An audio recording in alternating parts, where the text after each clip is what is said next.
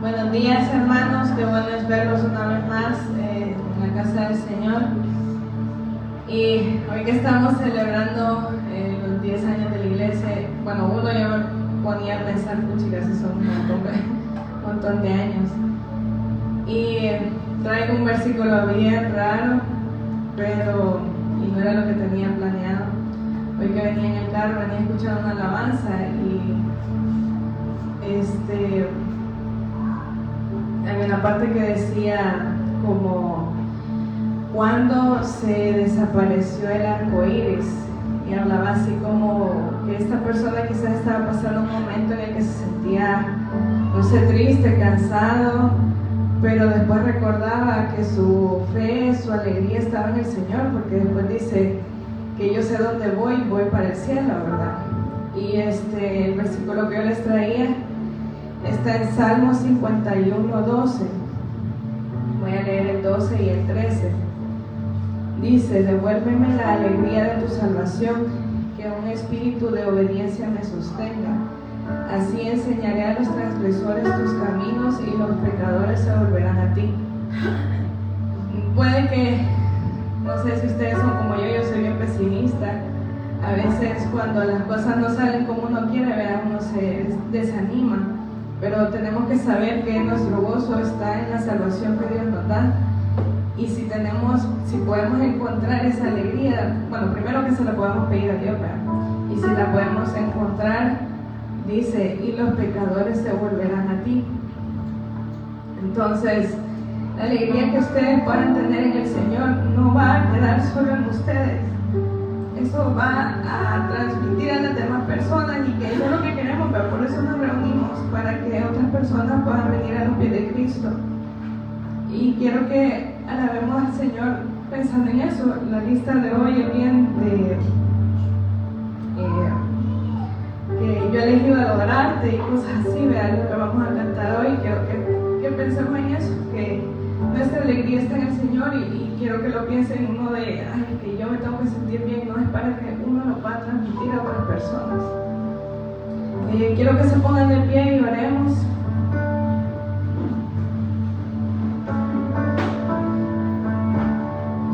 Señor, te damos gracias porque como iglesia nos has permitido llegar hasta 10 años. 10 años que no han sido fáciles, que han estado llenos de retos, pero sabemos que no hemos caminado solos, que has estado con nosotros.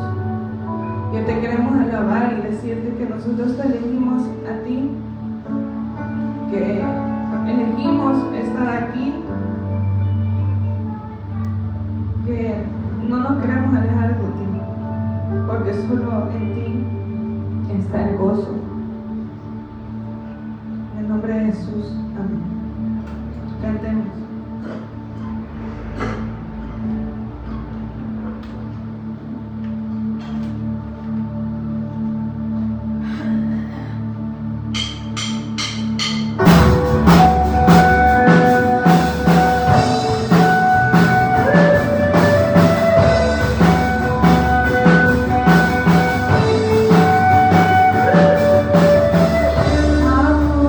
Inexplicable.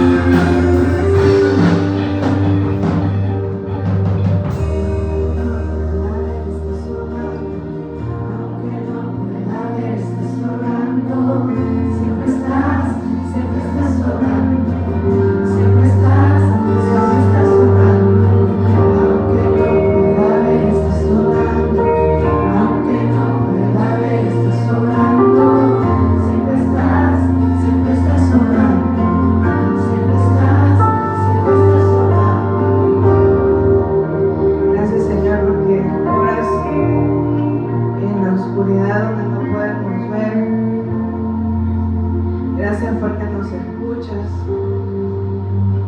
Sabemos que tus planes son mejores que los nuestros, que lo que sea que estés haciendo es para tu gloria y podemos descansar en esa verdad. También descansamos en que podemos llamar tu nombre, Abba Padre, y que siempre vas a estar ahí para escucharnos y responder.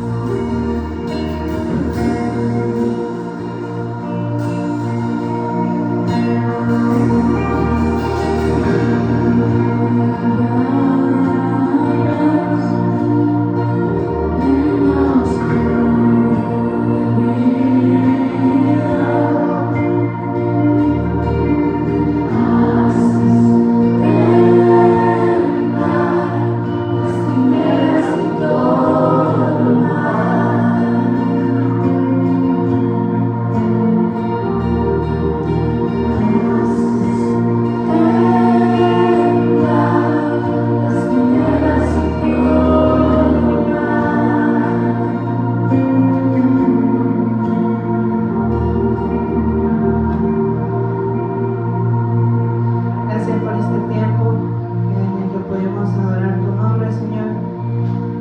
Ahora queremos que toques nuestros corazones, que nos des entendimiento para poder entender tu palabra.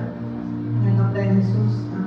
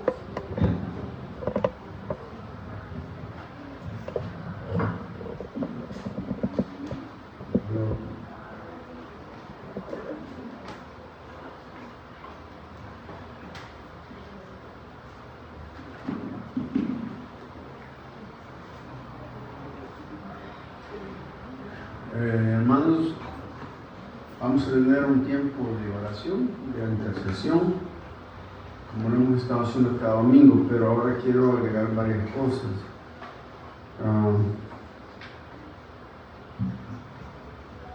Dentro de la iglesia nosotros siempre hemos tenido la apertura para escuchar cualquier expresión o palabra de Dios a través de cualquiera que Dios quiera hablarnos a cada uno de nosotros como el cuerpo de Cristo.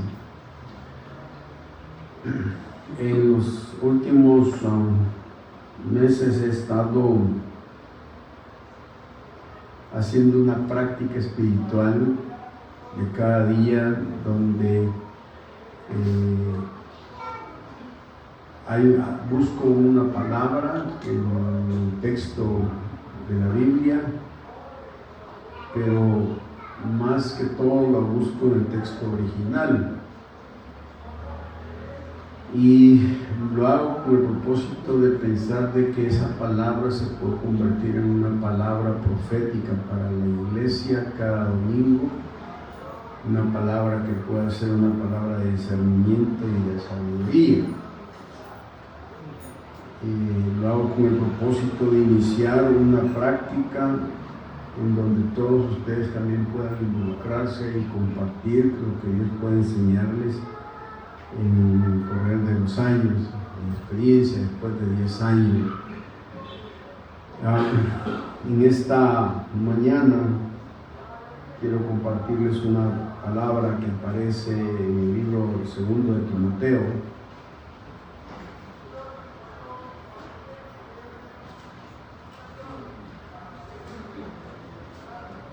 En la segunda epístola de Pablo a Timoteo,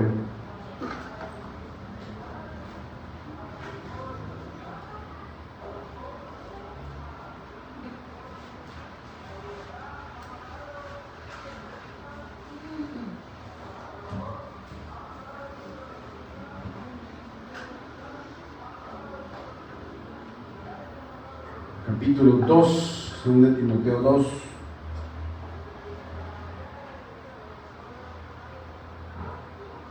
Versículo 1 dice: tú pues, hijo mío, esfuérzate en la gracia que es en Cristo Jesús. Lo que has oído de mí ante muchos testigos, esto encarga a hombres fieles que sean idóneos para enseñar también a otros. Tú pues sufre penalidades como buen soldado de Jesucristo.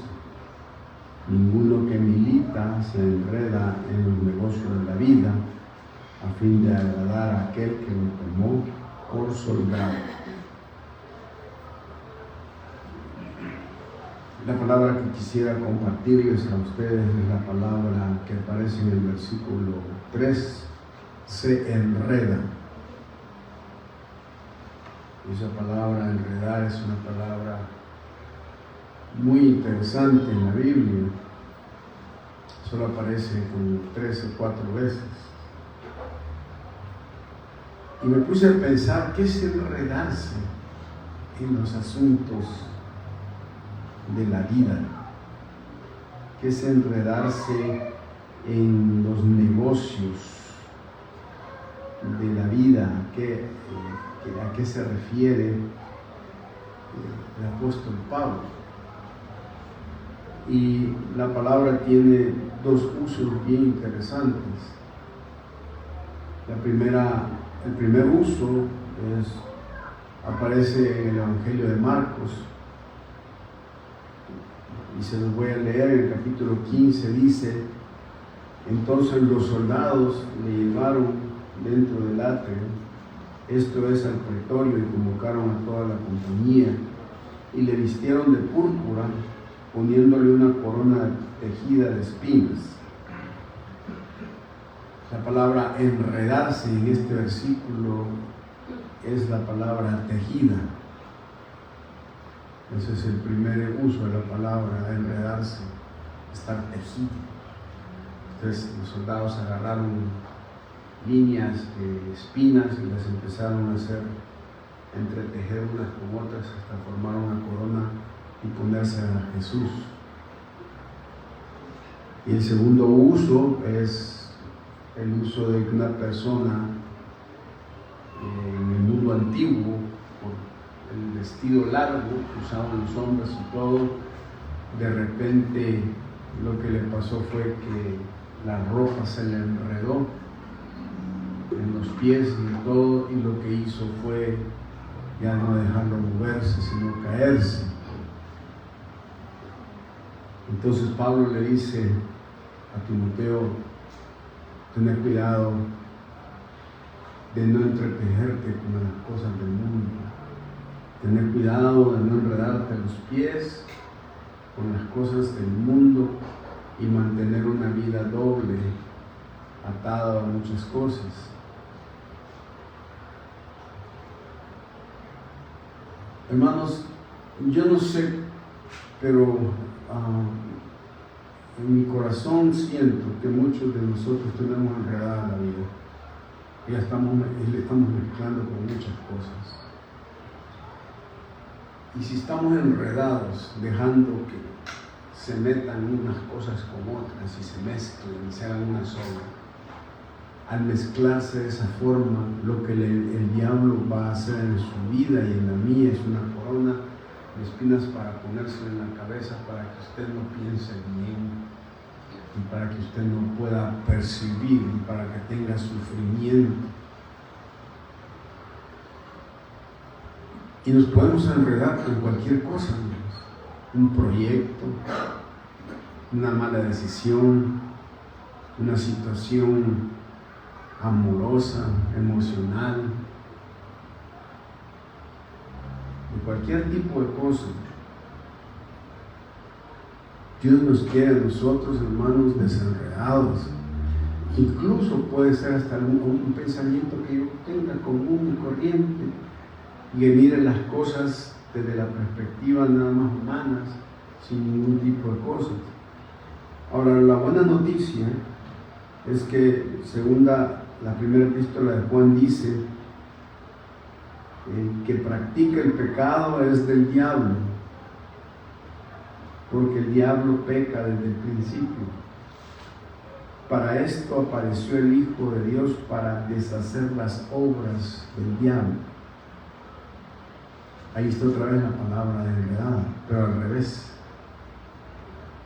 Dice que Jesús apareció para desenredar las obras del diablo en nuestras vidas. Tenemos a un Señor que tiene la capacidad de deshacer todo lo que hemos enredado en nuestra vida, siempre y cuando nosotros estemos dispuestos a entregarles ese enredo. No se enreden, hermanos, por favor. No se enreden, no se mezclen, porque el enemigo va a hacer muchas cosas en sus vidas. Vamos a orar. ¿Alguien tiene alguna necesidad que tengan en esta mañana por la que quisiera que oráramos? ¿Cómo van las cosas, hermanos?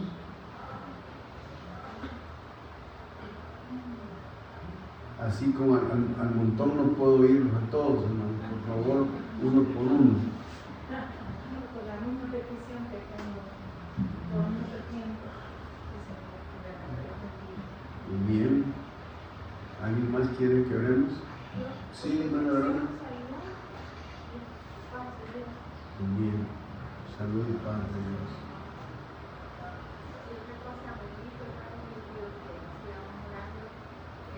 ya esta semana ya camina mejor, el que quisiera correr le dijo que tranquilo, poco a poco, pero sí, ya va con más firmeza, y de verdad que solo Dios, porque si le habían dicho que va a tardar más o menos año y medio, y ha avanzado bastante, la verdad que lo ha sostenido, y bueno, esta última vez no le pudieron hacer ponerle la quimio porque ya tenía bien las plaquetas, pero la defensa las tenía baja. Entonces, para que se normalice todo. Vamos a orar. Señor, queremos entregar este tiempo. Seguimos orando por las necesidades de la iglesia. Señor, desenreda la vida de varios hermanos, Señor, en nuestras propias vidas. Padre, que el enemigo nos pueda haber amarrado, pero que tú tienes el poder para deshacer las obras del diablo en nuestras vidas. Oramos por la hermana Verónica, Señor, por su salud, por su vida espiritual, su vida emocional. Padre, en el nombre de Jesucristo queremos pedirte que tú lleves paz a su mente, a su corazón, a sus temores, a sus ansiedades. Queremos pedirte que tú envíes un espíritu de reposo, de gran bonanza, Señor, de gran bonanza, como tu palabra lo dice, Señor, que a los discípulos se levantó una gran tempestad y un viento grande que tiraba las olas, y tu palabra dice gran tempestad, pero luego te levantaste tú y dice que a la gran tempestad tú enviaste una gran paz. Señor, que tú, de acuerdo a las tempestades que pueda estar viviendo mi hermana Verónica, levantes una gran paz, una gran bendición de tranquilidad, de descanso, Señor. Bien, oramos por hermana Tere, Señor, te suplico que tú puedas ayudarle en sus necesidades, en sus peticiones. Oro también, Señor, por que le ayudes en su familia, con sus hijos, con sus familiares, que puedas ministrarlos, Señor. Padre, que haya un despertar espiritual en los corazones de ellos, que puedan desenredarse, Señor, en las cosas. Por Sammy, Señor, gracias por el tiempo que nos has dado para verlo, testimonio de levantarse, de seguir adelante. Señor, ayúdalo, bendícelo, Padre. Te doy gracias en el nombre de Jesús. Amén. Muy bien, en esta mañana hemos invitado a mi hermana en la carne, hermana en Cristo, Cristina. Ella es psicóloga y tiene varias especialidades, pero también ha sido estudiante de la Biblia y es una buena cristiana, que es quizás lo más importante. En cuanto a referencia, la invité porque ella ha estado muy metida y cargada con el asunto de la familia, y creo que en este tiempo es importante enfocarnos un poco más con respecto a la familia de esto. Pero antes de que pase, Robert, tú vas a hablar sobre... Buenos días, hermana. Solo quiero compartir lo que este día pinté. Pues no sé si no lo logran ver, pero ahí está.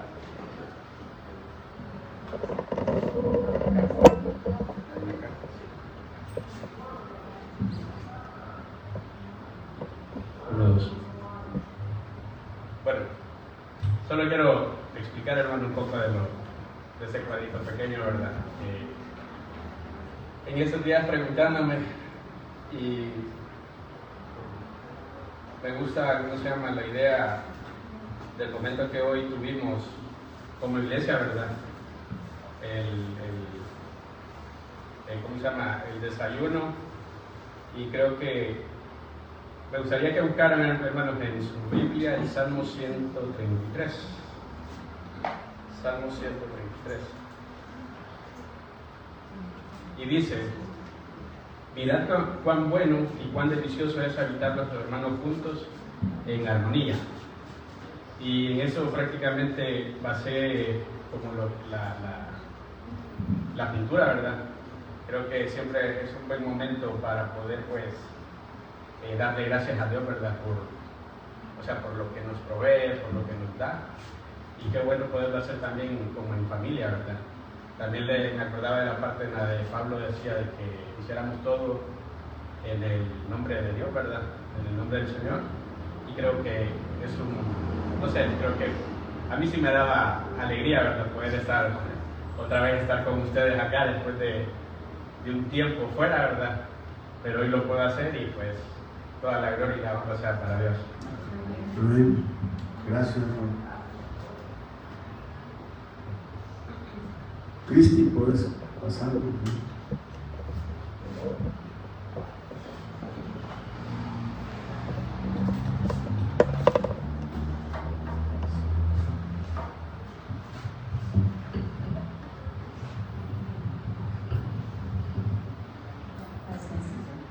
Buenos días, amados hermanos. Vamos a orar pidiendo al Señor que esta palabra sea acomodada a cada uno según la necesidad. Padre eterno, te damos las gracias, Señor, porque tú eres un Dios bueno, un Dios misericordioso, y hoy pudimos levantarnos, abrir los ojos, despertar, abrir los ojos, Señor, y experimentar la vida, Señor. Gracias porque en medio de todo el tanto corre que hay entre semanas, Señor, tú nos das este tiempo para dedicarte a ti, Señor, y para congregarnos como una comunidad de fe, Señor. Ahora, Señor, pido que me limpies y liberes de cualquier cosa, Señor, que no está acorde a ti, y me utilices como un instrumento, Señor, y que pueda cumplirse, Señor, lo que tu palabra dice, que por eso tenemos ese tesoro en vasos de barro, Señor. Acomoda cada uno, Señor, con tu espíritu, según su necesidad de esta palabra. En el nombre de Jesús, amén. Dios les bendiga, hermanos. Bueno, una de las cosas que más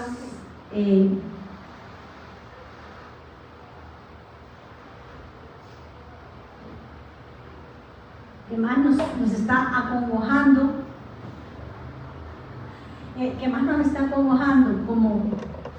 como pueblo de Dios, ¿verdad? Todas las iglesias, bueno, muchas iglesias que he tenido la oportunidad de compartir, y es cargarnos y cargarse sobre la necesidad que las familias están pasando en este tiempo. Creo que muchos de nosotros no esperábamos ver cosas que se están viendo, y por eso estoy nominando esta charla como la familia bajo ataque. Estamos en la mira, y estamos en la mira del enemigo. Estamos en la mira del enemigo como familias, porque si él destruye la familia, él puede acabar con todo y nos inhabilita para hacer lo que realmente Dios nos ha mandado hacer. Entonces, quiero leerles una carta. Dice: a pocas horas en su celda, esperando ser ejecutado, pidió como último deseo papel y lápiz. Un joven, ¿verdad?, que iba a ser sometido a ser ejecutado por las cosas que había hecho. Luego de escribir por varios minutos, le dijo a su custodio: por favor, entreguen esta carta a mi madre. La carta decía así: madre, creo que si hubiera más justicia en este mundo, tanto tú como yo deberíamos ser ejecutados. Tú eres tan culpable como yo de mi miserable vida. ¿Te acuerdas, madre, cuando llevé a la casa aquella bicicleta que le quité a otro niño igual que yo? Me ayudaste a esconderla para que mi padre no se enterara. ¿Te acuerdas, madre, cuando me robé el dinero de la cartera de la vecina? Fuiste conmigo al centro comercial y lo gastamos juntos. ¿Te acuerdas, madre, cuando botaste a mi padre de la casa? Él solo quiso corregirme por haberme robado el examen final de mi grado y a consecuencia me expulsaron. Madre, yo era solo un niño, luego fui un adolescente y ahora un hombre mal formado. Era solo un niño inocente que necesitaba corrección y no consentimiento. Te perdono y solo te pido que le hagas llegar esta reflexión a todos los padres del mundo, que sepan que ellos son los únicos responsables de formar a un hombre decente o a un vulgar delincuente. Gracias, madre, por darme la vida y gracias también por ayudarme a perderla. Firma tu hijo, el delincuente. Bastante impactante, ¿verdad? Y difícil escuchar esto. Quizás no solo la madre era culpable, ¿verdad? Habían otras circunstancias o situaciones y más personas que tal vez se involucran en malformar a nuestros niños. Y ahí entran los padres, a veces los tíos y a veces los abuelos, ¿verdad? Que es como su segunda vuelta de ser padres. Entonces, ahora creo que podemos ver algo sobre lo que es, por qué estamos bajo ataque. Desde Génesis capítulo 3, nosotros vemos que la familia viene a estar bajo ataque. Desde el momento en que Adán fue formado y Eva fue formado como consecuencia de su costilla, ¿verdad? Y fue hecha por él, diseñada por Dios. Ahí era el inicio de lo que sería una familia. Alguien dijo que la mejor manera de salvar a los niños, a los adolescentes, de todas estas cosas es desde antes que los padres se casen. Esa es la mejor manera de poderlos preservar, porque nadie nace aprendido como padre. Y hay que hacer justicia que venimos a este mundo sin saber qué hacer exactamente y se va aprendiendo en el camino. Pero en la medida que nosotros como gente de Dios tenemos esta orientación de parte del Señor, podemos generar al mundo y darle al mundo jóvenes, niños y adolescentes que vayan en el futuro como adultos a hacer luz a ese mundo del cual no hay más que maldad, ¿verdad? Entonces, cuando Adán y Eva comienzan, ¿verdad? Y ellos retornan, vienen como creación de Dios. En Génesis 3 nosotros encontramos que ocurren varios acontecimientos, se dan varios acontecimientos. Dice el versículo 24 del capítulo 2: por tanto dejará el hombre a su padre y a su madre y se unirá a su mujer y serán una sola carne.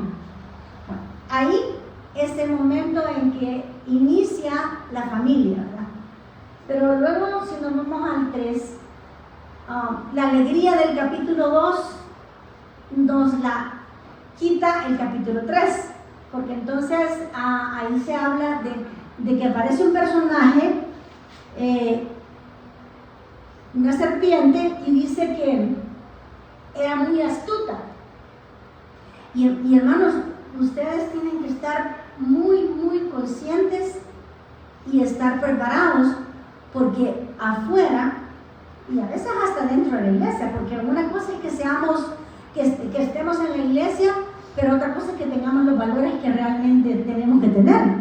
Entonces, afuera del mundo y en cualquier lugar va a haber personas astutas, gente astuta que va a tratar de persuadir a nuestros hijos y quitarle los valores que les hemos inculcado para hacerlos caminar por un camino que no es el que le agrada a Dios. Y entonces dice que la serpiente era astuta más que todos los animales del campo. Dios ha hecho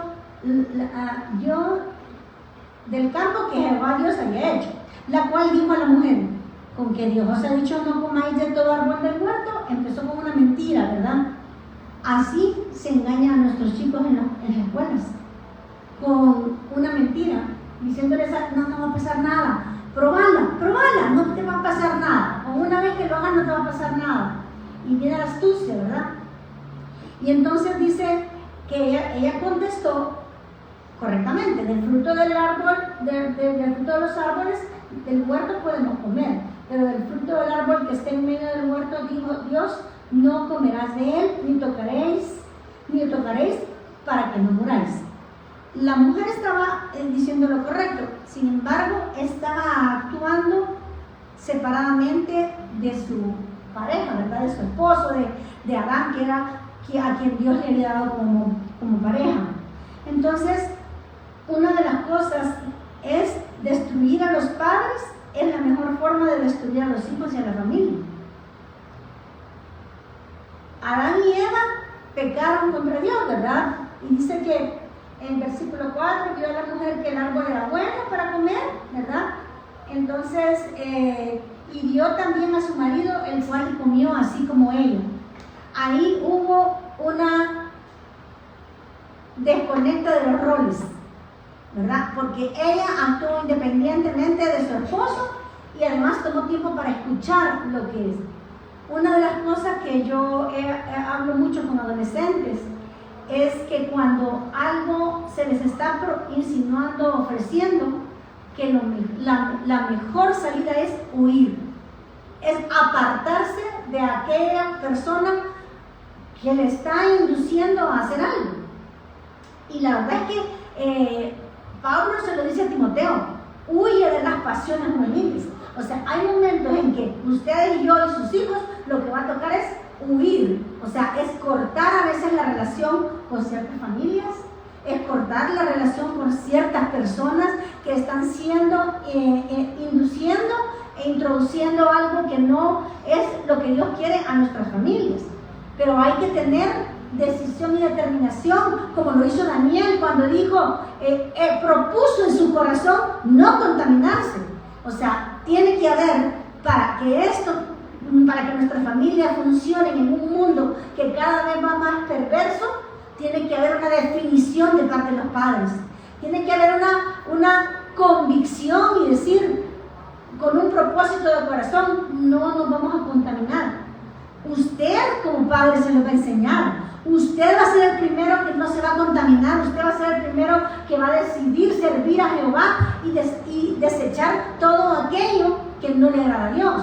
Pero si usted está mezclándose en contubernios o enredándose, como decía el pastor, o sea, en contubernio, y si usted se está mezclando, usted es el mayor ejemplo para su hijo. Luego dice, ¿cómo, verdad? Destruyendo el orden de autoridad dado por Dios. Si hay familias constituidas por padre y madre casados delante de Dios, hay un pacto hecho delante de Dios y hay un orden de autoridad que Dios establece. Estaba hablando a una persona católica, pero estaba tratando de enseñarle cuál es el orden divino, porque no sabía que había el padre, la madre y los hijos, y sobre todo el padre, pues Dios, ¿verdad? Entonces, quitar los roles, cambiar, destruir el orden de autoridad es una de las maneras en que Dios va a tocar a sus hijos también. Por otro lado, actuando de manera independiente.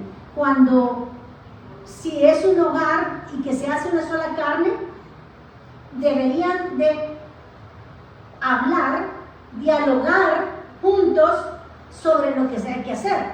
Por ejemplo, sucede muchas veces que los hijos saben quién afloja de los dos. Y a mí me llega diciendo a veces, la mamá me dice que mire, yo soy la villana porque como él trabaja todo el día, no está, y cuando viene trata de ser tan condescendiente para compensar el tiempo que no le da, y entonces yo paso el día entero corrigiéndolo y diciéndole, bueno, así no, esto sí, esto no. Entonces, de los dos, yo soy la villana. Y usualmente la mujer es la villana, porque es la que él pasa más tiempo con él. Entonces, en esta situación, deben actuar en pareja.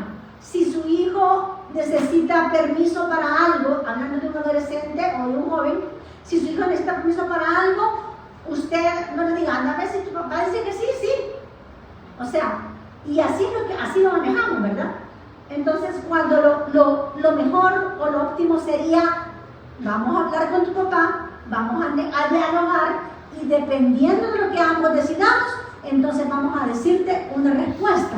Y no decirles una respuesta inmediata, porque este mundo está lleno de todo lo que queremos así. Pero cuando usted retarda una respuesta a un niño chiquito o a un adolescente, usted le está enseñando a que debe esperar y que las cosas no se deben dar a lo rápido, porque por querer las cosas rápido se involucran en problemas. Entonces, ustedes dialogan. Si es madre soltera, obviamente ella tiene que ser la que va a dar una respuesta, pero no se la debe dar inmediata. Debe meditarlo, debe pensarlo y orar para ver qué es lo que Dios le dice. Y su hijo está aprendiendo un modelaje que no se toman decisiones arrebatadas, ¿verdad? Entonces, también otra forma de destruirla es cambiando la cosmovisión de quién es Dios, ¿verdad? Satanás le estaba diciendo a Eva que Dios la estaba engañando, que Dios lo que no quería era que fueran dioses, que tuviera algo mejor. Entonces, una de las formas de destruir la familia es que usted cambie la cosmovisión de Dios por las corrientes de este mundo, por lo que el mundo le va a ofrecer, ¿verdad? Y también guiándose por las corrientes humanas en lugar de la palabra de Dios. Hoy tenemos tantas cosas, tantos libros y tantos ejemplos de personas que están de la manera en que están dirigiendo a sus hijos, no es la mejor manera. O sea, me llegan familias que saben que una familia está influenciando mal, pero ahí siguen. Y con una cosa contraria a lo que la palabra de Dios dice. O nos definimos, pero a Dios no le gustan las mezclas. Hasta en el Antiguo Testamento no le gustaba ni que las semillas se mezclaran ni nada. O sea, Dios dice, por cuanto no fuiste ni frío ni caliente, sino que fuiste tibio, yo te vomitaré de mi boca. Y eso aplica para nosotros como cristianos, pero aplica como padres también, porque estamos dejando que se mezclen las cosas. Y esto es algo de lo que no pensaba mencionar, pero lo voy a hacer. Y es el tema, por ejemplo, de ciertos juegos, de ciertas cosas que en los móviles se están usando. Y hay una adicción, pero una adicción increíble hacia el anime y el manga. Y dentro de nuestras iglesias lo están viendo. Y no se han tomado ni los padres, y a veces con los padres lo están viendo, y no se han tomado el trabajo de investigar y de saber cuál es el origen de esto, cómo está influenciando a sus hijos, de qué manera lo está haciendo. Y los padres piensan que, como si miran unos muñequitos tan bonitos como Candy, piensan que eso no tiene sus consecuencias negativas, ¿verdad? Y son series y series hay para televisión y también libros, o sea, que se leen, novelas que se leen en el celular, que tienen página tras página, tras página, tras página, y usted se va a volver adicto a eso, y usted, padre, no se está dando cuenta que eso trae un origen que no viene del Señor. ¿verdad? Yo le animo a usted, y espero que los jóvenes no me vayan a apedrear, ¿verdad, Sally? Pero le animo a que investigue. Le animo a que investigue que esto tiene una cosa más profunda que se llama mangas o animes 3X. ¿De qué se trata eso y a dónde llega?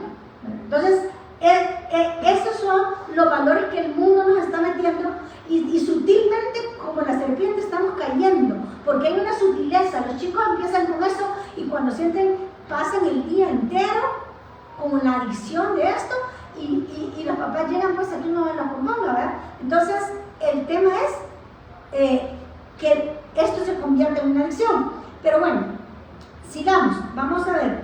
Ahora vamos a ver acá una parte bien interesante, que es Ana versus Elí. O sea, dos tipos de padres.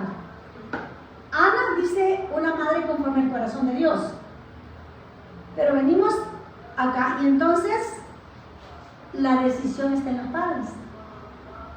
La decisión no la tienen sus hijos. Sus hijos no son sus amigos. Sus hijos son sus hijos que puede generar usted entre ellos una gran confianza, pero no son sus cheros, no son sus amigos. O sea, usted no va a actuar con ellos como si fueran sus amigos, sino que va a actuar como padre y él va a actuar como hijo. Padre que no provoca ira a su hijo y hijo que honra a su padre y a su madre. Entonces, no perdamos de vista que no somos sus amigos. Por ahí anda esa corriente diciéndole a los papás, mire, sea amigo de su hija, sea amigo de su hijo. Usted no es amigo de su hijo. Usted es padre, que puede ser un padre bueno, que se rija bajo la palabra, que sepa cómo ganarse la confianza de su hijo. Eso sí es cierto, pero no es su amigo, no es su chero, ¿verdad? Entonces, vemos ahí en 1 Samuel, capítulos 1, dice, Ana tenía un proceso. O sea, para ser padre necesitamos un proceso formativo, que aunque no nacemos así, pero vamos aprendiendo y vamos en un proceso de la mano de Dios. Y dice, Ana era una mujer de oración para comenzar. Samuel se gestó dentro de un ambiente de oración. Samuel nació como una petición a Dios, ¿verdad? Entonces, dice que, el versículo 8, dice, 6, y su rival la irritaba enojándola y entristeciéndola porque Jehová no le había concedido tener hijos.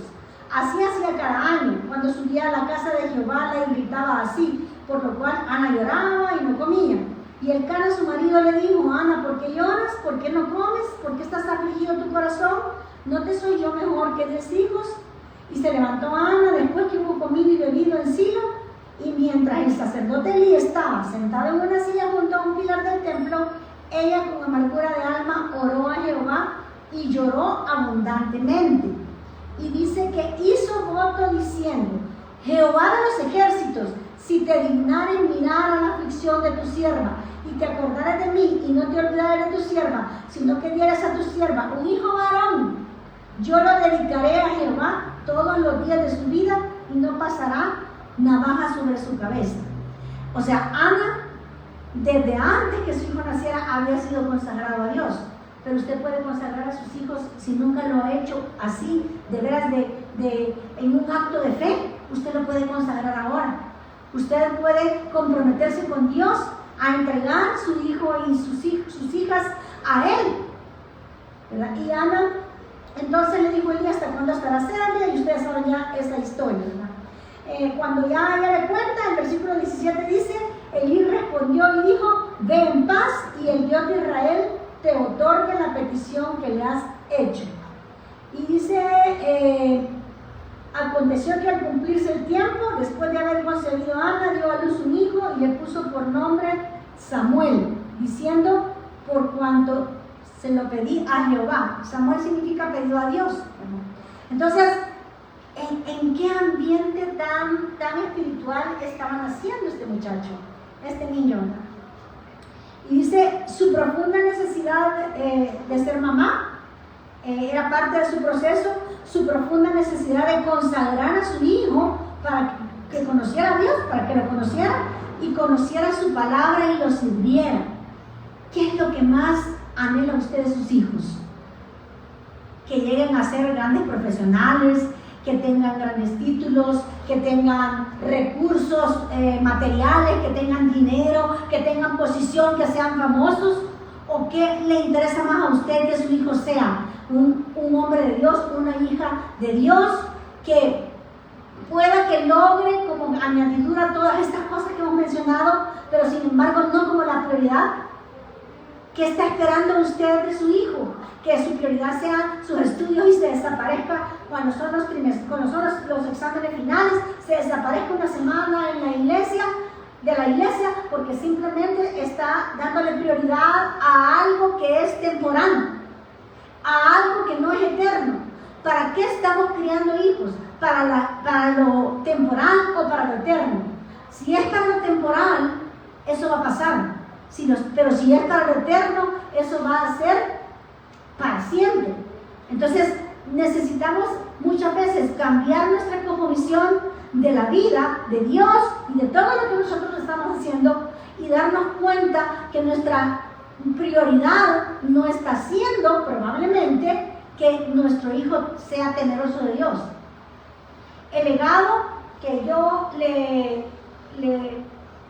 me dejó mi madre y mi padre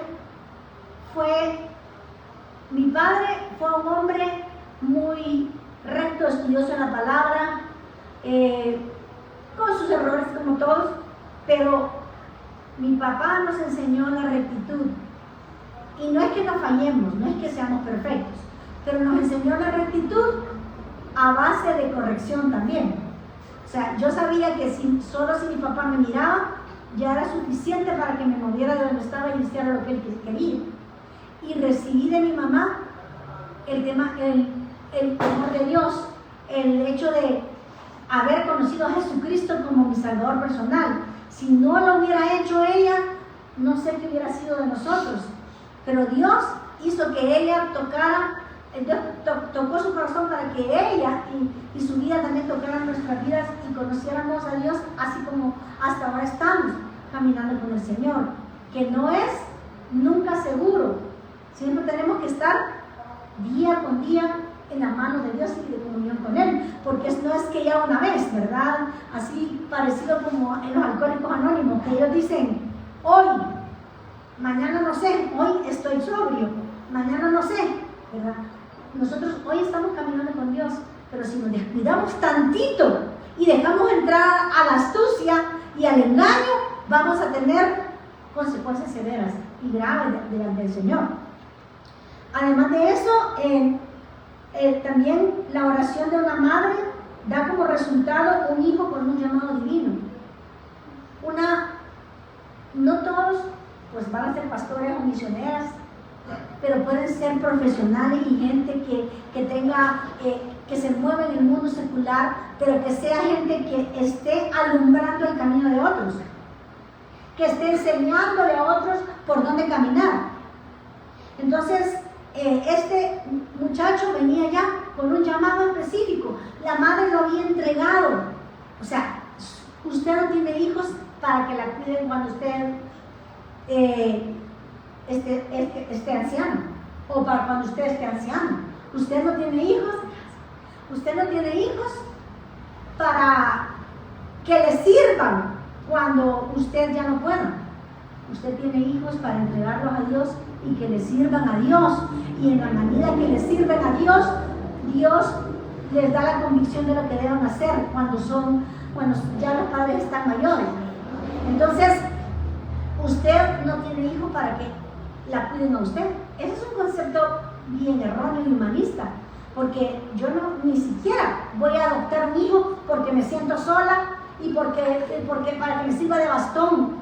A mí me lo han dicho mucho, que me sirva de bastón y de bordón cuando yo esté anciana. O sea, nada garantiza eso, nada. Se puede morir el primero y yo quedarme así, pero ¿para qué Dios nos da los hijos? Nos da para que los eduquemos en el temor de Él. Dice la palabra, y al final va a estar, el Proverbio 22:6, instruye al niño en su camino y aun cuando fuere viejo no se apartará de él. Pero a muchos les encanta el texto, pero ese texto no es una promesa, ese texto es un mandato para usted y para los que trabajamos con niños. Instruye al niño en su camino y por la instrucción que incluye el ejemplo suyo, entonces es que él no se va a apartar del camino. Pero no es una promesa así que va a llegar porque va a llegar. Es porque usted va a trabajar sobre la vida de su hijo. Es porque usted le va a enseñar quién es Dios. Y el mayor reflejo y la representación de Dios son los padres. Fíjense que es bien curioso que cuando a veces me ha tocado hablar con alguna maestra por el caso de algún niño, y que mire, licenciada, me dice, lo que pasa es que este niño es el reflejo de los papás. Así son ellos. Esa misma manera actúan. Y es vergonzoso para uno que le digan eso, ¿verdad? Porque, y peor, si estamos caminando con Dios, supuestamente, porque deberíamos estarle dando otro tipo de ejemplo.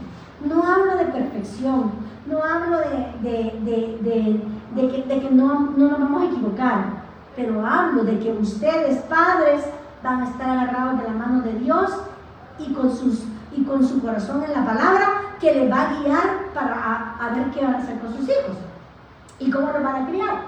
Bueno, de ahí pasamos a otro.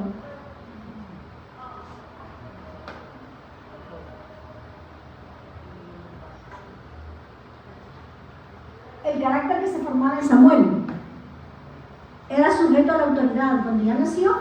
O sea, yo no me puedo imaginar, no soy mamá, pero no me puedo imaginar el dolor que una mamá podía sentir de que cuando lo desteta al niño, lo lleva al templo a cumplir la palabra y la promesa.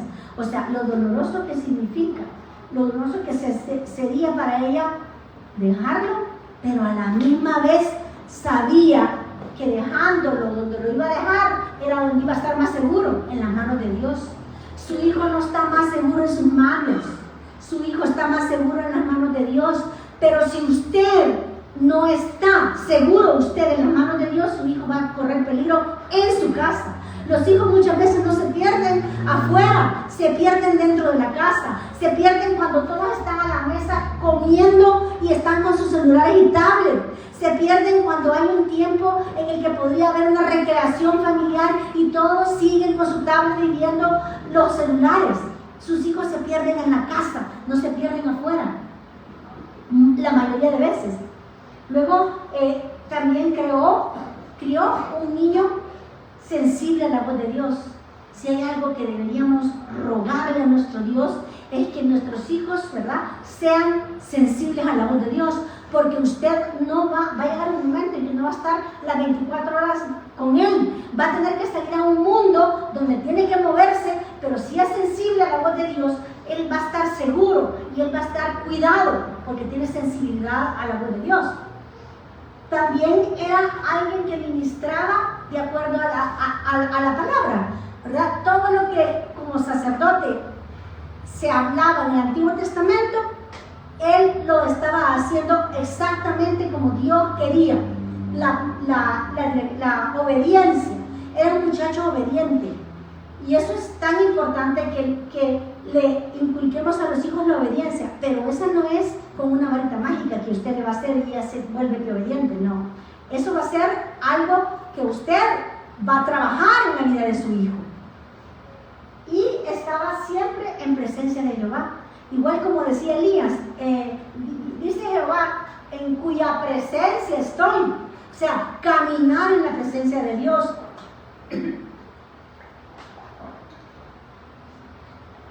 Caminamos en la presencia de Dios. Entonces, no hay nada más grande que su hijo camine en la presencia de Dios.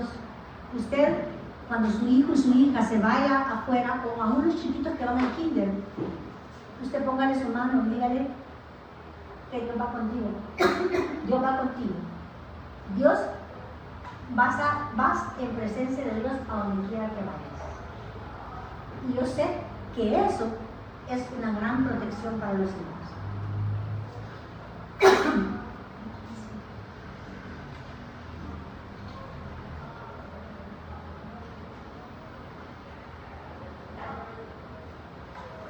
consecuencias de la niñez con límites y temor de Dios.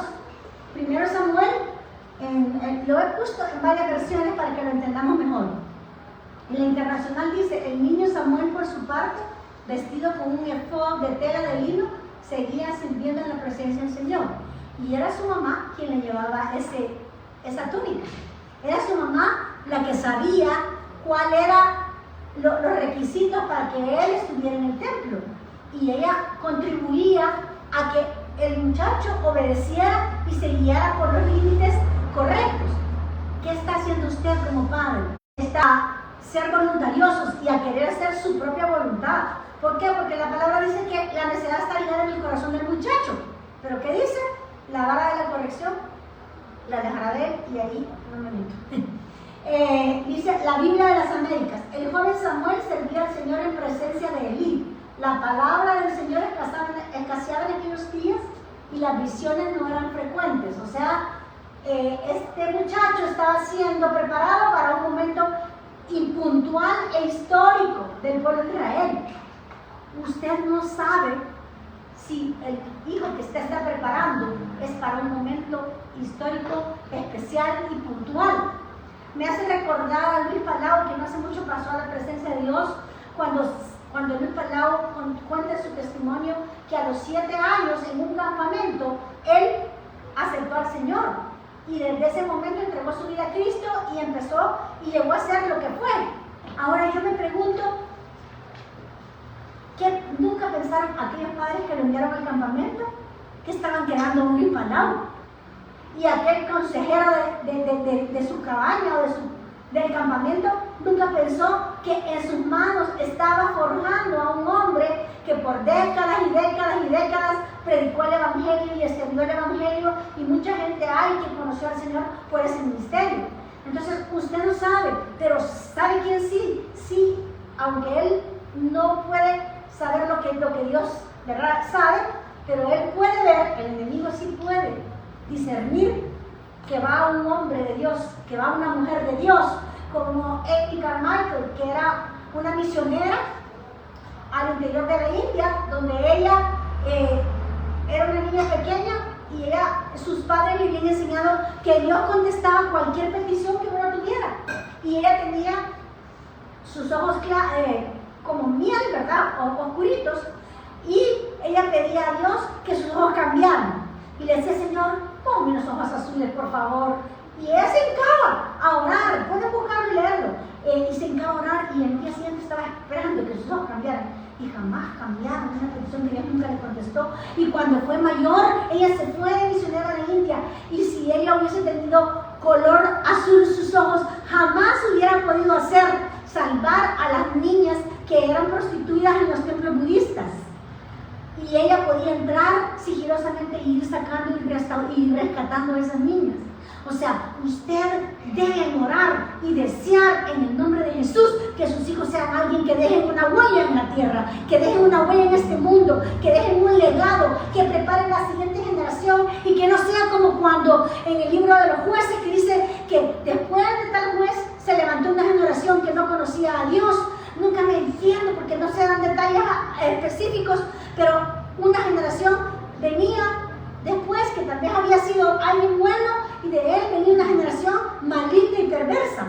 ¿Qué generación está creando usted? Una generación que tiene a Cristo y el poder de Cristo en sus vidas, y su vida refleja a Cristo, o está dándonos una generación maligna y perversa en un mundo que cada vez más necesita que tengamos gente que sirva a Dios y que lo busque de todo corazón. Entonces,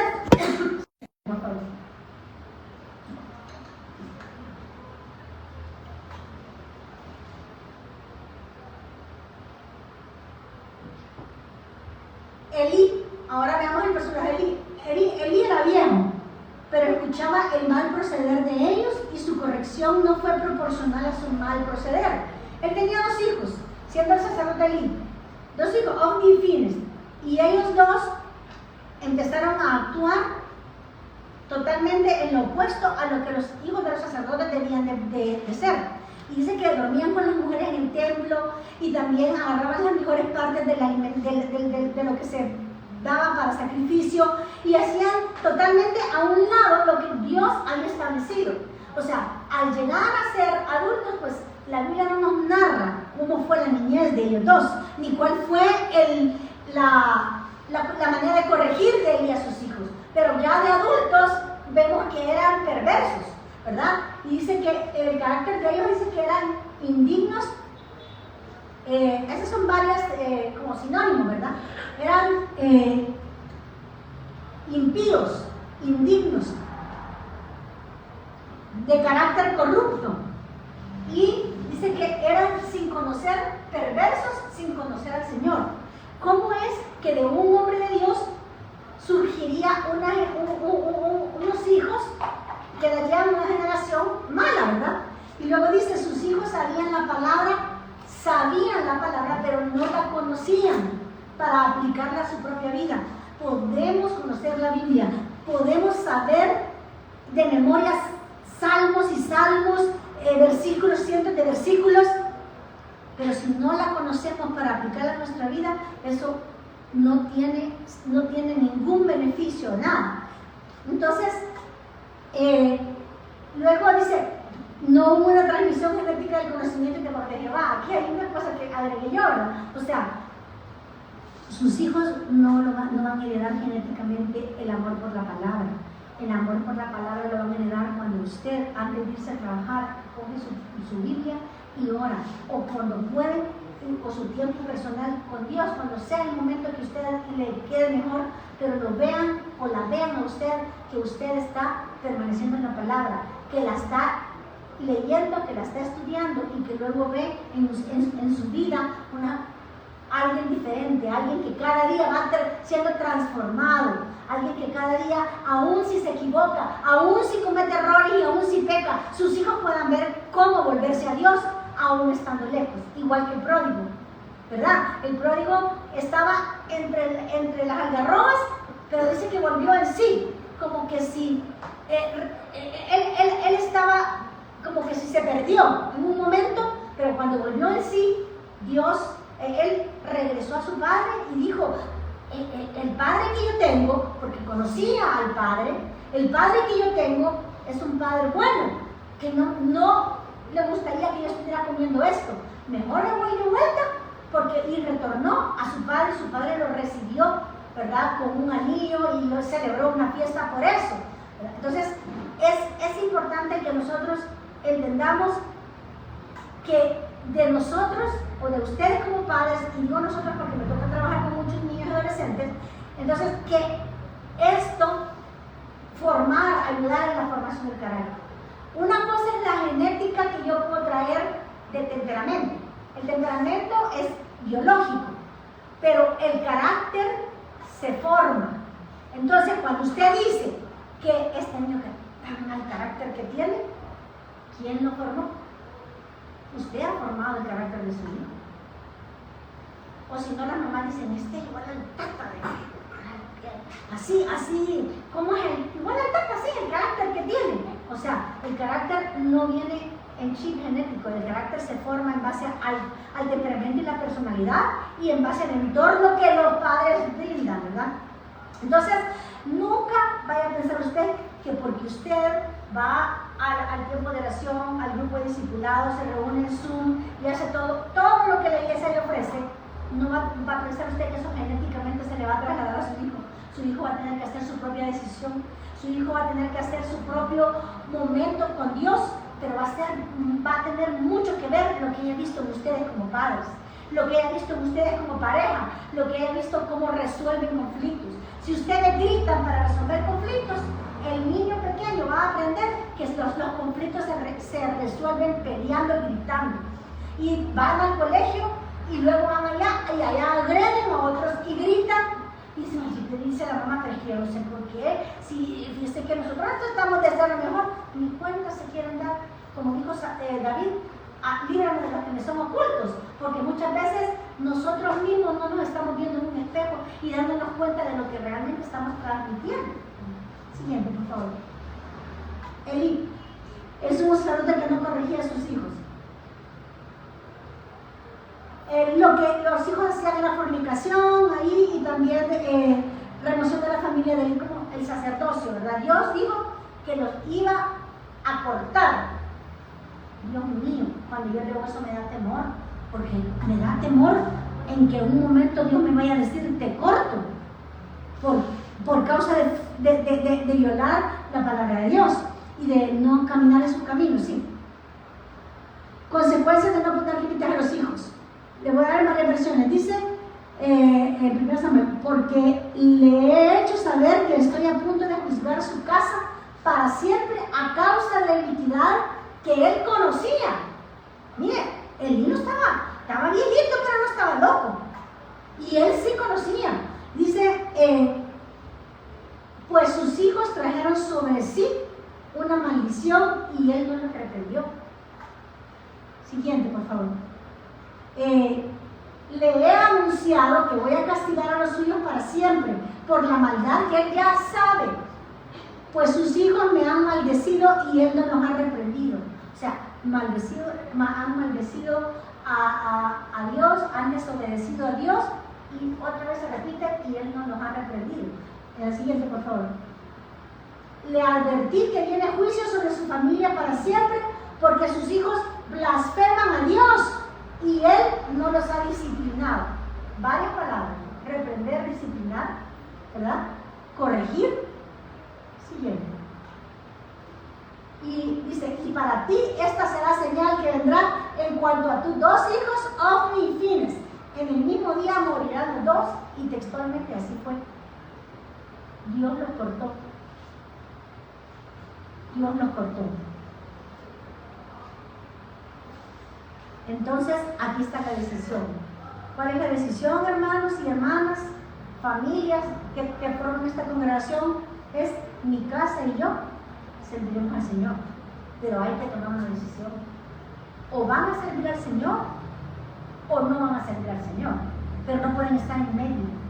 No pueden estar permitiendo que sus hijos, no importa que sean chiquititos, desde chiquititos, como les digo, los quieren mandar, los quieren agarrar, ¿verdad? Y decidir por ellos mismos. Y más, esta generación que está con el tema de los celulares y todo, se meten a cualquier clase de cosa y cuando van a algún lugar le dan el celular porque el niño está molesto. Y allí están aprendiendo a cómo desobedecer, a cómo decirle a Dios no. Pero usted es quien tiene que decidir. La cabeza del hogar, si hay un padre, pues entonces él es la cabeza del hogar y tiene que decir, como lo dijo Josué, mi casa y yo serviremos al Señor.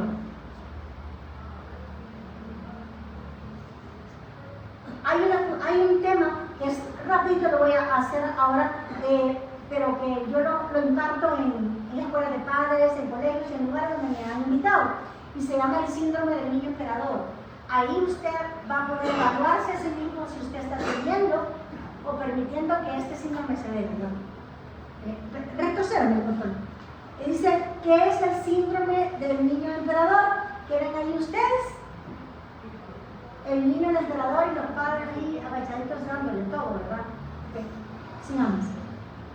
Este término se refiere a los hijos que se distinguen por ciertas características como la insensibilidad emocional, la poca responsabilidad ante el castigo, dificultades para desarrollar sentimientos de culpa y ausencia de apego hacia los progenitores y otros adultos. Dígame si no hay, si usted no conoce por ahí alguno, ¿verdad?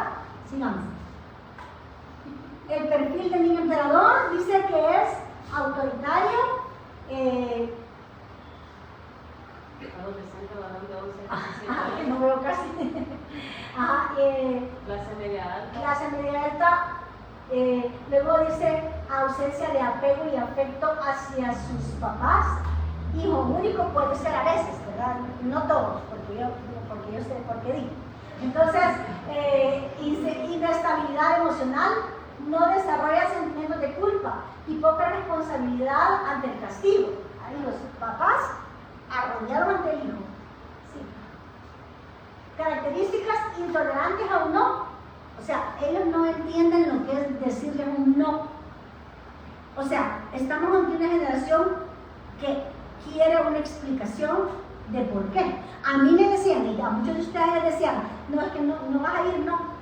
Y entonces no. ¿Y por qué? Porque no, porque yo digo que no.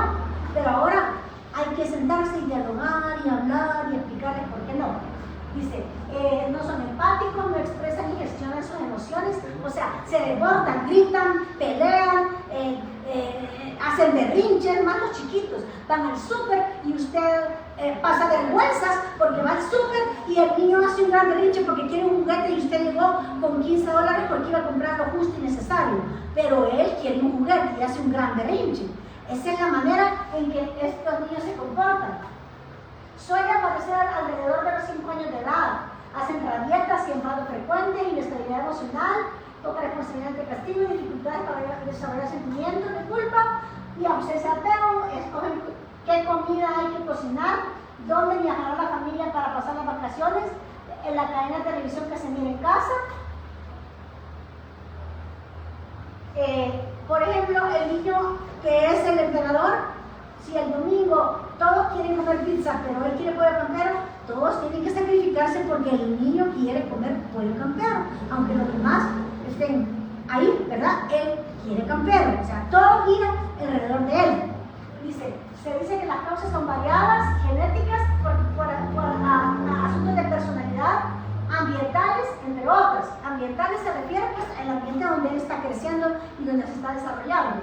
Dice, pero también hay muchos factores que influyen y que empiezan desde que son pequeños. A veces se producen porque los padres son demasiado permisivos, están poco preparados para hacer la labor de padres o no saben establecer límites.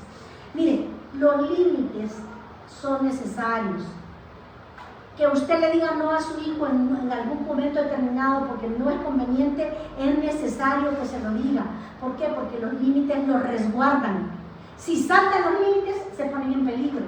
Pero usted pone límites porque ama a sus hijos. Igual que Dios, el Señor dice que al hijo que ama, a este castiga, ¿verdad? A todo el que recibe por hijo, a este castigo. Y no es algo grato, porque no es algo grato, pero sí es necesario poner límites. Y de hecho, los niños, cuando usted no les pone límites, especialmente los pequeños, pero también los más grandes, ellos piensan que el padre no les ama, porque no le pone límites. O sea, es como si no le tomaran importancia. Entonces, los límites son necesarios para la formación de estos niños, de estos jóvenes, y que ellos puedan entender que los límites los resguardan. Entonces, el no es una cosa mala contra ti, sino que el no es un límite que se te pone para que tú estés preservado y guardado y no corras peligro, ¿verdad? ¿Qué hacer ante un niño emperador? Bueno, si ya usted permitió que su niño sea un tirano, y si ya usted permitió que sea un emperador, entonces vamos a ver qué hay que hacer. Ambos progenitores, si hay pareja, ¿verdad? Hoy hay muchas formas de familia, ¿verdad? O sea, casados, no casados, viudas, solteras, madres solteras, de todo, ¿verdad? Pero cada quien está acá, dice, deben estar de acuerdo cómo quieren educar a sus hijos. Y eso es algo que si usted está pensando en casarse, debe de hablarlo antes. Deben de platicar, es uno de los temas que hay que ver cómo van a corregir a sus hijos. Luego deben admitir que su hijo es un tirano y no justificarlo. Ay, no es que el niño así, ese que dice que así era el abuelito. Entonces, pero no, así es el niño. O sea, lo estamos justificando. Establecer normas y límites que le permitan saber hasta dónde va a llegar. O sea, cuando mi papá me miraba, yo sabía que hasta ahí podía llegar. Si pasaba la raya, sabía lo que podía pasar conmigo. Entonces, ellos deben saber hasta dónde van a llegar, sin que usted ande atrás, mire, no, ay, no, para acá, no. O sea, ellos deben saber hasta dónde van a llegar. Rutinas, establecimiento de horarios y asignación de responsabilidades. Porque déjenme decirle que estos niños tiranos, todos se los hacen. Les limpian el cuarto, les ordenan los juguetes, o les lavan la ropa. O sea, ellos están o en la televisión, ¿verdad? En la pantalla, o con la tablet, pero no tienen responsabilidades. Y ellos van a estar siempre acostumbrados a que les hagan todo. Y aquí usted está generando, en el caso de los varones, hombres que van a querer que sus esposas sean sus servidoras y no sus esposas. Pobre la que se quede ahí, ¿verdad? Con uno de ellos, porque ahí la mamá de la otra tiene que enseñar la sabiduría para saber cuándo la van a agarrar de que sea la de adentro, ¿verdad? Y rutinas, establecimientos de horarios, o sea, debe haber en niños, adolescentes y adolescentes, debe haber estructura de horarios, qué van a hacer en los tiempos, ¿verdad? No es encerrarlos en una jaula, estoy diciendo establecer límites para que puedan ellos hacer lo correcto y ser la clase de personas que todos quieren que sean, ¿verdad? No amenazas, o sea, ¿por qué? Porque usted le dice, te voy a dar con la chancleta, pues, hacer lo que te estoy diciendo, y en el mismo puesto, te voy a dar, y nunca le da. Eso, disciplina por gusto. O sea, si usted le dice, usted lo hace. Si usted le dice, te voy a quitar 3 días de la semana para estar con el móvil, usted lo va a hacer, pero no va a dejarse envolver, mamá, así mira, yo estoy mejorando, ya estoy mejor. Si usted dijo algo, lo cumple, porque entonces él sabe que usted es el hilo por donde se puede cortar la disciplina, ¿verdad? Y el padre debe participar de la disciplina de los hijos también, no solo dejárselo a la madre, y que ella sea después la villana, ¿verdad?, del cuento. Y luego dice, no ponerse a la altura del niño con su conducta agresiva. O sea, que me grita, le grito, le grito, que hace pataleta y yo también hago pataleta. O sea, no nos vamos a poner en esa posición. Usted es el adulto. O sea, usted no va a ejercer supremacía sobre el niño, usted va a ejercer autoridad. Y cuando una recomendación para los que tienen niños pequeños, cuando usted va a corregir al niño pequeño, póngase a la altura de él y que le mire los ojos, que lo mire a usted, ¿verdad? Para que entienda lo que le está diciendo, para que lo vea y no piense o sienta miedo de que, y peor si grita a usted, ¿verdad? Le va a tener miedo. Entonces es necesario que busquemos las maneras de corregir a los hijos, ¿verdad? En lugar de discutir o intentar negociar, recuérdele cuáles son las reglas del hogar. O sea, que vienen con su cantaleta. No, mamá, es que mira, mamá, por favor, ¿cuáles fueron las reglas establecidas? Tales, no hay más diálogo, no hay más diálogo, ya no hay más. No prohibirlo todo después de haberlo dejado hacer todo. Usted le dio la garantita y luego lo quiere jalar de un solo. Ahora va a tener que hacer un proceso para que esto vuelva a iniciar, ¿verdad? Con el ejemplo suyo.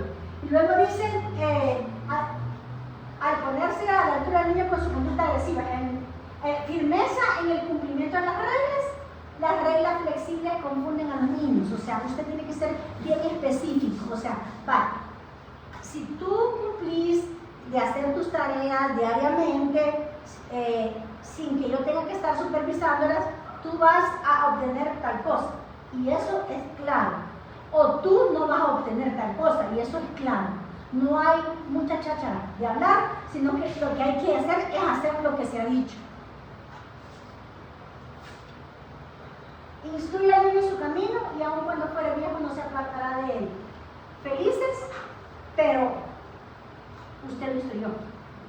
Aquí la responsabilidad es primero de los padres, luego de los cuidadores en otro caso, luego los maestros también instruyen, y todos aquellos que tengamos que ver con niños. Hermanos, esto es algo que es bien delicado. O sea, necesitamos levantar una generación piadosa, necesitamos levantar una generación con carácter para decir no al mal, como Daniel. Necesitamos una generación para ser como Débora y Esther, ¿verdad? Mujeres con un carácter definido, bien desarrollado, porque hubo padres que estuvieron allí, o porque hubo abuelas, en el caso de Timoteo, ¿verdad? La abuela y la madre, también los abuelos tienen un lugar importante. Y vean que hoy que me acuerdo de esto, solo les cuento una experiencia que tuve. Estaba enfrente de un cajero haciendo mi gestión. Entonces, aquí estaba solamente el kiosquito, el que no tiene para cajero, ¿verdad? De repente estaba muy alborotada, nerviosa, ya me estaba poniendo nerviosa porque no me dejaba concentrarme en qué era lo que iba a hacer. Iba a alborotarse y estaba una señora que yo sabía que era la dueña. Lo percibí, ¿verdad? Entonces, alguien se me pasa para que me hace así y me desarma toda la transacción. Y entonces le dije, entonces yo solo lo volteé a ver y me le quedé viendo así, ¿verdad? Pero más a ella, pues, porque ella es la autoridad ahí. Y me dijo, y la señora dijo, apártate de ahí porque esta mujer te quiere matar con los ojos. Me dijo ahí, ¿verdad? Entonces yo dije, no, señor, que me callo, no me callo. Y le dije, señora, si usted no quiere que le corrijan a su hijo, corríjalo usted, porque en la manera en que usted no lo corrige, le da el derecho a otros a que lo corrijan a él. Y fue bien penoso, pero alguien tenía que decírselo, porque ese niño, al solo verlo, iba para donde no sé, ¿verdad? Entonces, hermanos, debemos orar por sabiduría como padres, debemos orar como maestros, como cuidadores, de qué es lo que realmente Dios, cada hogar tiene sus particularidades, cada hogar viene de una pareja en que cada quien tuvo su propia historia. Algunas son historias de dolor, pero no las repliquemos, parémoslas, porque el Señor puede parar las historias de dolor que traemos y hagamos un equipo de trabajo que pueda ayudar a levantar una generación que no sea maligna y perversa, a levantar una generación que tenga definida su identidad sexual, a levantar una generación que tenga claro que Dios es primero, a levantar una generación que diga, honra a tu padre y a tu madre. Eso es lo que necesitamos ahorita. Pero tenemos primero que concientizarnos de que nuestros hijos están haciendo lo que no deben. Entonces parar y decir, Señor, ahorita he fallado, pero para ti siempre hay una nueva oportunidad. Nuevas son sus misericordias cada mañana. Padre, te doy las gracias, Señor, porque tú, Señor, diseñaste la familia en tu sola omnisciencia. Gracias, Padre, porque tú has sido bueno y yo sé que con la familia de esta iglesia tú te has mostrado, les has enseñado la palabra, Señor, y sé que muchos de ellos están tratando de hacer lo posible por criar hijos que te agraden a ti, Padre. Te pido, Señor, que tu gracia sea suficiente fortaleza para que cada padre y cada madre puedan permanecer firmes ante una tarea pero tan grande que es criar hijos, Señor. Señor, te pido por todos aquellos que estén aquí, que estén a cargo, que sean cuidadores de niños o que estén de maestros, que también les dé sabiduría y que les dé entendimiento para que todos juntos en un equipo con la iglesia, Señor, podamos ayudar. Padre, te pedimos también porque les des humildad a los padres y a las madres cuando se les acerca para corregir a sus hijos, para decirles que está haciendo mal, que tengamos esa humildad de aceptar que en algo estamos fallando, pero que podemos dar retroceso y podemos cambiar, porque tú, Señor, eres Dios de nuevas oportunidades. Bendice esta congregación, Señor, y que tu nombre sea glorificado, y que de aquí a 7 años, Señor, veamos una nueva generación, pero que no sea maligna y perversa, sino una generación que te adore, que te sirva y que te glorifique. En el nombre de Jesús. Amén. Dios te bendiga, hermanos.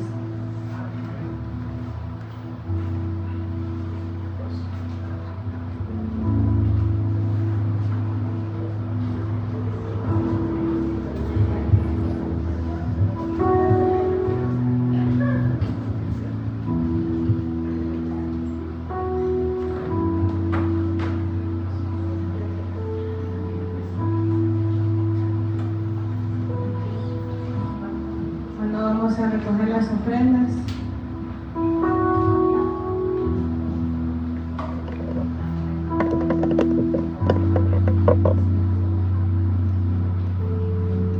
Oremos. Señor, te damos gracias porque nos provees lo que necesitamos y a veces más de lo que necesitamos. Gracias porque has proveído trabajos y porque tenemos algo que darte el día de hoy. Señor, te pedimos que bendigas las ofrendas, que las multipliques y las podamos usar para tu reino. En el nombre de Jesús.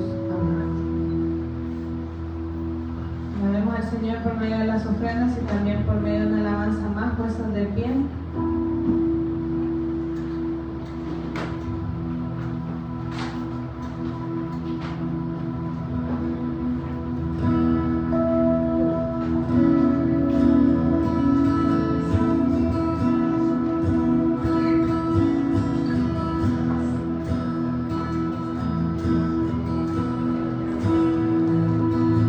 Hosanna, Hosanna.